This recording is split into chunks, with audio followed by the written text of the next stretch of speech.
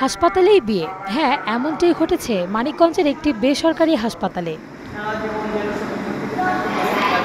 হাতে পায়ে ব্যান্ডেজ নিয়েই বিয়ের বন্ধনে আবদ্ধ হন আনন্দ সাহা। কনে অমৃতা সরকার সিঁথিতে সিঁদুর নেন হাসপাতালের বেডে থাকা স্বামীর কাছ থেকে। 7 পাকে বাঁধা হয় হাসপাতালের কক্ষেই। বছরখানেক আগে পরিচয় আনন্দ সাহা ও অমৃতা সরকারের। দুই পরিবারের সম্মতিতে 15 ডিসেম্বর তাদের বিয়ের দিনক্ষণ নির্ধারিত হয়। কিন্তু হঠাৎ ঘটে যাওয়া এক দুর্ঘটনায় বদলে যায় সব পরিকল্পনা।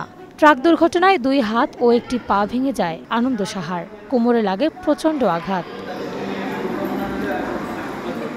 প্রিয়জনের এমন সংকটময় সময়ে পাশে থাকার সিদ্ধান্ত নেন অমৃতা। তাই দুই পরিবারের আলোচনায় বিয়ের আয়োজন এগিয়ে আনা হয়। গতকাল বৃহস্পতিবার রাতে মানিকগঞ্জ শহরের ওই বেসরকারি হাসপাতালের হলরুমেই সম্পন্ন হয় তাদের বিয়ের আনুষ্ঠানিকতা।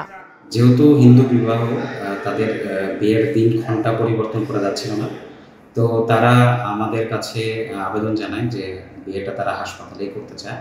পরে আমাদের ঊর্ধ্বতন কর্মকর্তাদের সঙ্গে আমরা আলোচনা করি এবং তারা আমাদেরকে এখানে সার্বিক সহযোগিতা করার জন্য অনুমতি দেয় এবং আমরা সার্বিক সহযোগিতা করেছি এবং খুব সুন্দরভাবেই তাদের বিবাহটা সম্পন্ন হয়েছে। আসলে হাসপাতালের পরিবেশে বিয়েটা সম্পন্ন হওয়াটা খুবই একটা অন্যরকম বিষয়, যেটা মানিকগঞ্জের ইতিহাসে মনে হয় আমরাই প্রথম।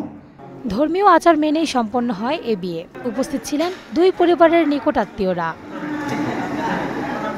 Desk report, star news.